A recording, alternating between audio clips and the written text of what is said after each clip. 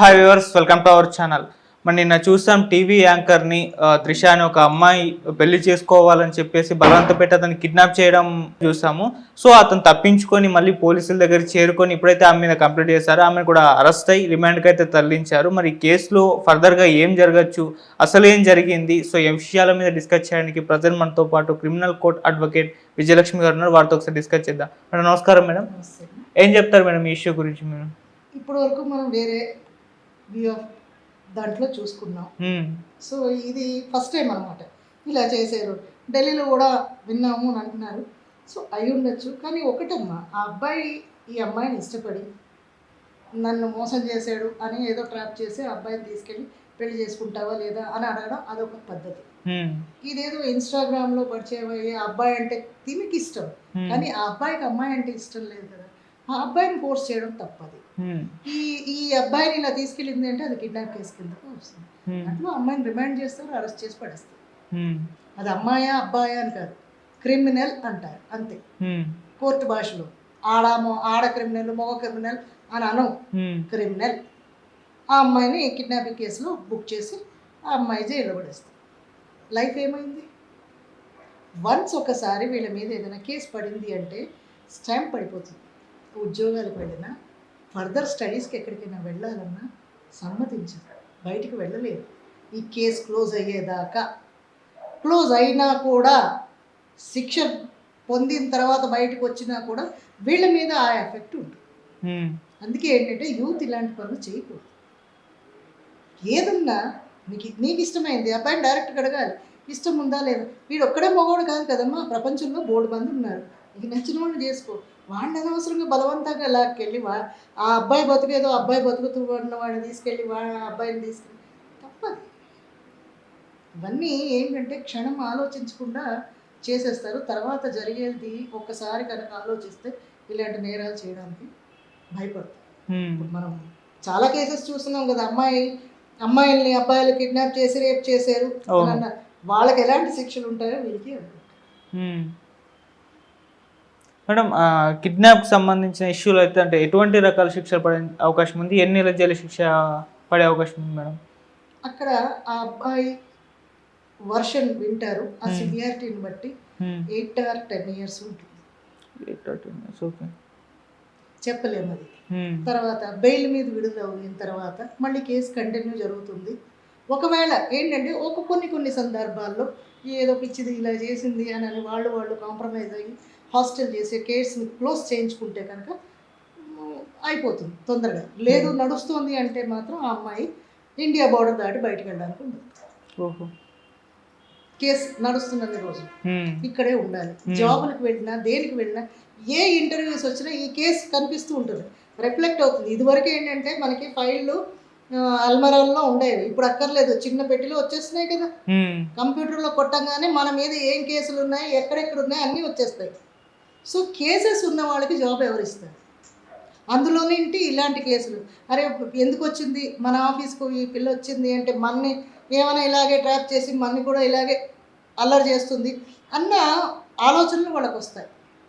ఏంటంటే జీవితం నాశనం అయిపోతుంది ఈ చిన్న పని వల్ల.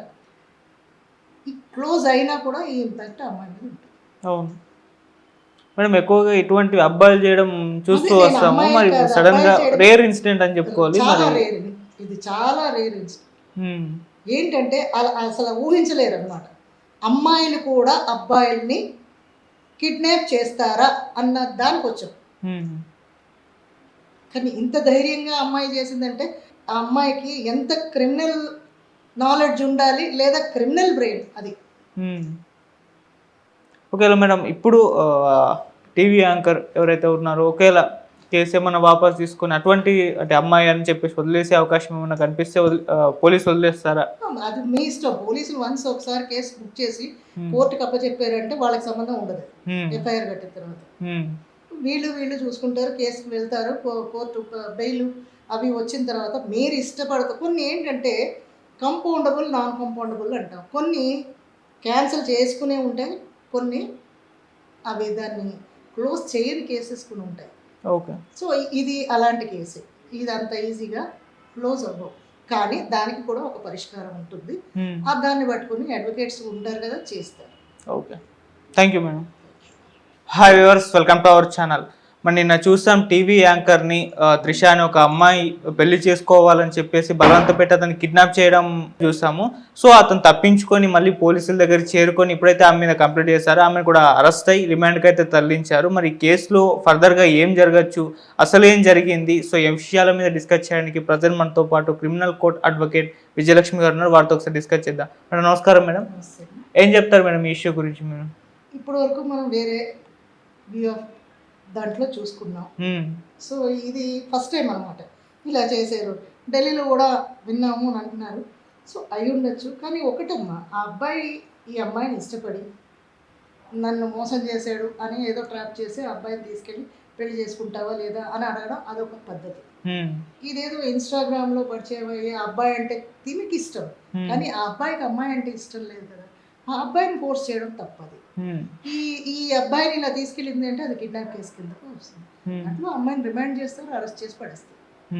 అది అమ్మాయా అబ్బాయా అని కాదు, క్రిమినల్ అంటారు అంతే కోర్టు భాషలో. ఆడ క్రిమినల్, మగ క్రిమినల్ అని అనం, క్రిమినల్. ఆ అమ్మాయిని కిడ్నాపింగ్ కేసులో బుక్ చేసి ఆ అమ్మాయి జైల్లో పడేస్తారు. లైఫ్ ఏమైంది? వన్స్ ఒకసారి వీళ్ళ మీద ఏదైనా కేసు పడింది అంటే స్టాంప్ పడిపోతుంది.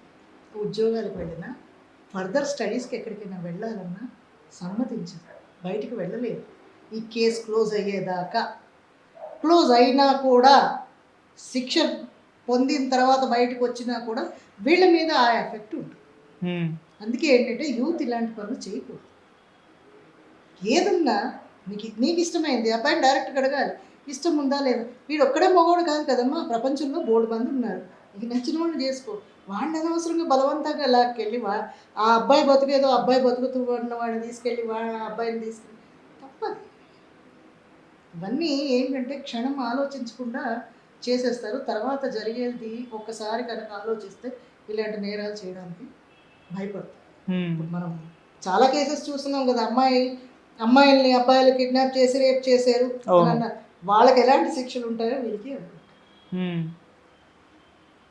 మేడం కిడ్నాప్కి సంబంధించిన ఇష్యూలు అయితే అంటే ఎటువంటి రకాల శిక్షలు పడే అవకాశం ఉంది? ఎన్ని నెలల జైలు శిక్ష పడే అవకాశం ఉంది మేడం? అక్కడ ఆ అబ్బాయి వర్షన్ వింటారు, ఆ సివియారిటీని బట్టి 8 or 10 years ఉంటుంది. 8 or 10 years, ఓకే, చెప్పలేము అది. తర్వాత బెయిల్ మీద విడుదల అయిన తర్వాత మళ్ళీ కేసు కంటిన్యూ జరుగుతుంది. ఒకవేళ ఏంటంటే కొన్ని సందర్భాల్లో ఏదో పిచ్చిది ఇలా చేసింది అని వాళ్ళు కాంప్రమైజ్ అయ్యి హాస్టల్ చేసే కేసుని క్లోజ్ చేయించుకుంటే కనుక అయిపోతుంది తొందరగా. లేదు నడుస్తుంది అంటే మాత్రం ఆ అమ్మాయి ఇండియా బార్డర్ దాటి బయటకు వెళ్ళడానికి ఉంటుంది. కేసు నడుస్తున్నది రోజు ఇక్కడే ఉండాలి. జాబులకు వెళ్ళినా దేనికి వెళ్ళినా ఏ ఇంటర్వ్యూస్ వచ్చినా ఈ కేసు కనిపిస్తూ ఉంటుంది, రిఫ్లెక్ట్ అవుతుంది. ఇదివరకు ఏంటంటే మనకి ఫైళ్ళు అల్మరాల్లో ఉండేవి, ఇప్పుడు అక్కర్లేదు, చిన్న పెట్టిలో వచ్చేస్తున్నాయి కదా. కంప్యూటర్లో కొట్టంగానే మన మీద ఏం కేసులు ఉన్నాయి, ఎక్కడెక్కడ ఉన్నాయి అన్నీ వచ్చేస్తాయి. సో కేసెస్ ఉన్న వాళ్ళకి జాబ్ ఎవరు ఇస్తారు? అందులోనేంటి ఇలాంటి కేసులు. అరే ఎందుకు వచ్చింది మన ఆఫీస్కు ఈ పిల్ల వచ్చింది అంటే మన్ని ఏమైనా ఇలాగే ట్రాప్ చేసి మన్ని కూడా ఇలాగే అల్లరి చేస్తుంది అన్న ఆలోచనలు వాళ్ళకు వస్తాయి. ఏంటంటే జీవితం నాశనం అయిపోతుంది ఈ చిన్న పని వల్ల. ఈ క్లోజ్ అయినా కూడా ఈ ఇంపాక్ట్ అమ్మాయి మీద ఉంటుంది. అవును మేడం, ఎక్కువగా ఇటువంటి అబ్బాయిలు చేయడం చూస్తూ వస్తాము. మరి సడన్ గా రేర్ ఇన్సిడెంట్ అని చెప్పుకోవాలి. ఇది చాలా రేర్ ఇన్సిడెంట్. ఏంటంటే అసలు ఊహించలేరు అనమాట. అమ్మాయిలు కూడా అబ్బాయిల్ని కిడ్నాప్ చేస్తారా అన్న దానికి వచ్చాం. కానీ ఇంత ధైర్యంగా అమ్మాయి చేసిందంటే ఆ అమ్మాయికి ఎంత క్రిమినల్ నాలెడ్జ్ ఉండాలి, లేదా క్రిమినల్ బ్రెయిన్ అది. ఒకవేళ మేడం ఇప్పుడు టీవీ యాంకర్ ఎవరైతే ఉన్నారో ఒకవేళ కేసు ఏమన్నా వాపస్ తీసుకొని అటువంటి అంటే అమ్మాయి అని చెప్పేసి వదిలేసే అవకాశం ఏమన్నా కనిపిస్తే పోలీసు వదిలేస్తారా?